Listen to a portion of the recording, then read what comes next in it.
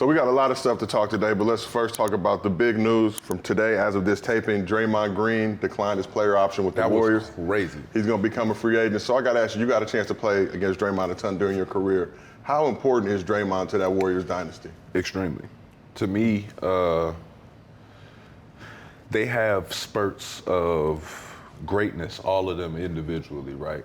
But there's something very consistent about somebody that doesn't have to make shots, but is a staple.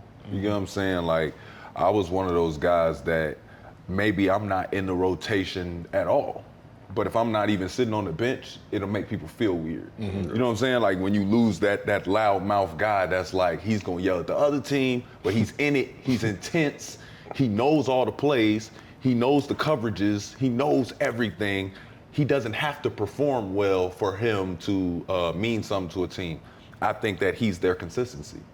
Like when they have ups and downs, when they have this and that, like I feel like he's their even keel, whether they understand that or not. Yeah. You know what I'm saying? At least when we played him, I always felt like, yeah, Steph is the head of the snake and the most dangerous man with a jersey.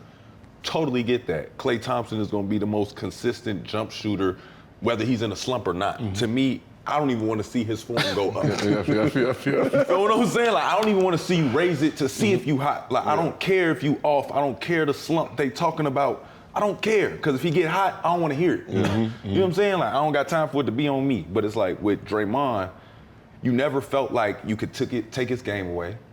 I never felt like he was gonna not know the coverages. I felt like he studied it's like, bro, do you study the Cavs harder than the other teams? Like, he was like barking everything out that we're doing, but it's like somebody that pay attention to detail like that, watch film like that, they're very important and they add a lot of value. They teach a lot of players stuff that you don't notice. Yeah. They police a lot of shit you don't notice throughout a game. So it's like, he's definitely an important piece.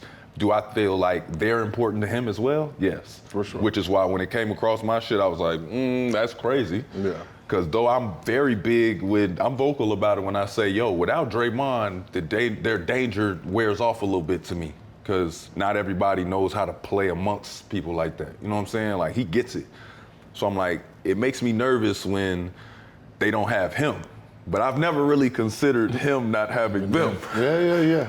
So it's like, that's what, when I looked at it on my phone, that's what scared me. I'm like, what does he do without 4 weapons like that? Yeah. When I looked at it, it was more of, they need cap, they need space. Yeah. Right? So someone who's been sacrificing his whole time there.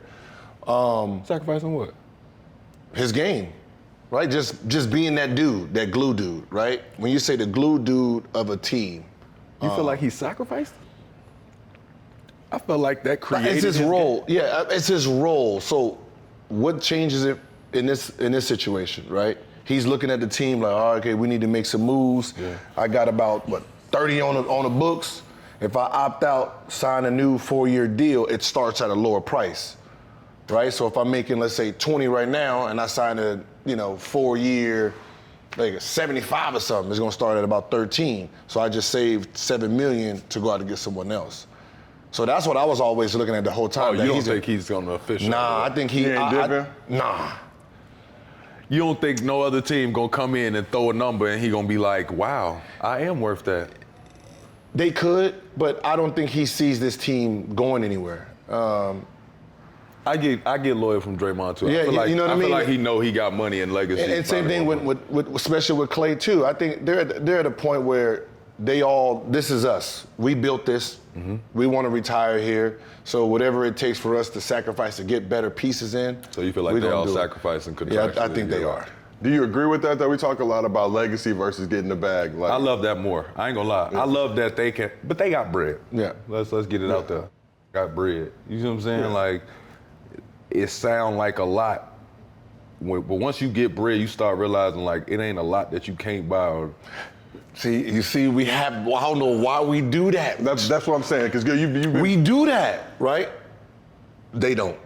Of course not. You know what I mean? We want to be a billionaire. Right. Our minds ain't like that. Because you thinking like, bro, I could be like you want to, I don't know. I feel like basketball players that want to win, they just rather be on the Rushmore than But I guess is it fair to say, because Gil, you bring this point out a lot, no other job, your regular job come to you like, look, I need you to take less money so we can bring more talent in so I can make more bread.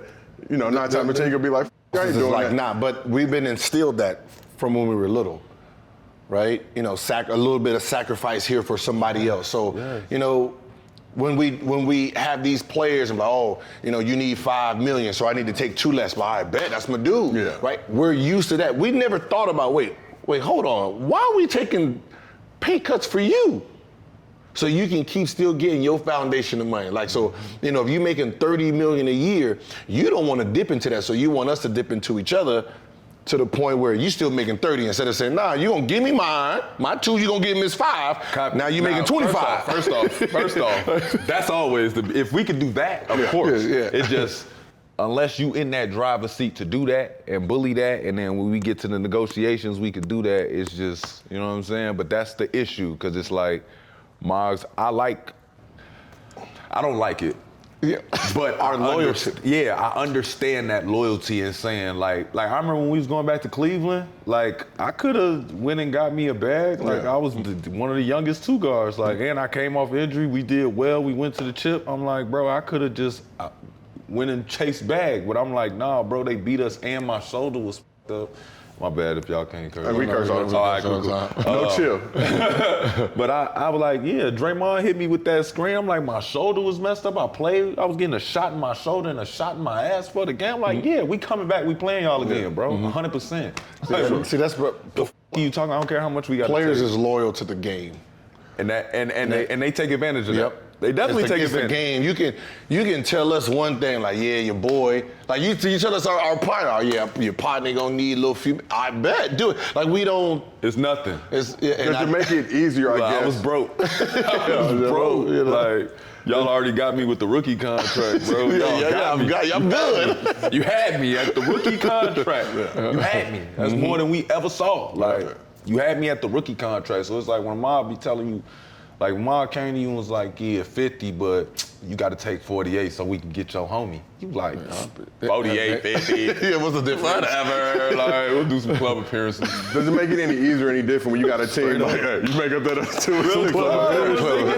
That's what a Hooper thinks. That's what a Hooper thinks, real. He's like, the organization too is me and dude playing together gonna bring in more money than this man could even offer us on the quick contract. Yeah, for sure. Like, we win enough together, Batman Robin shit can go anywhere, and they won't get a piece of it. That's what we hoping in our head. We bet on ourselves. But you already know, we seen them valuations skyrocket. You know, the Warriors in the last 10 years now be worth $7-8 billion. But does it make it any easier for you as a player to make that decision when you know the team's dipping into the luxury tax, owners are actually coming out of their pockets too to put together a winning franchise, as opposed to, like, let's say Draymond's on a trash team and now they telling him this shit. That's like, well, I'm out. I'm gonna go get a bag somewhere else. It's that first bag. Once you get that first big one, everything after that is the cherry on the top, right? And that's why it'd be the simple things like Kawhi in Toronto, right?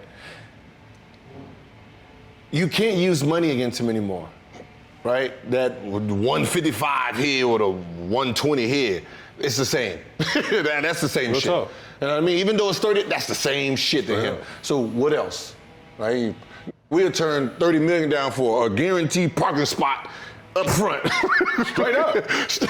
Just show me something. Show me you care. Front row, 4 front rows for my parents. I bet. Straight up. That door with $30 million, we could just buy front row. The fact that you just threw it out there, a suite, you got a suite, boom, 2 suites for you and your family.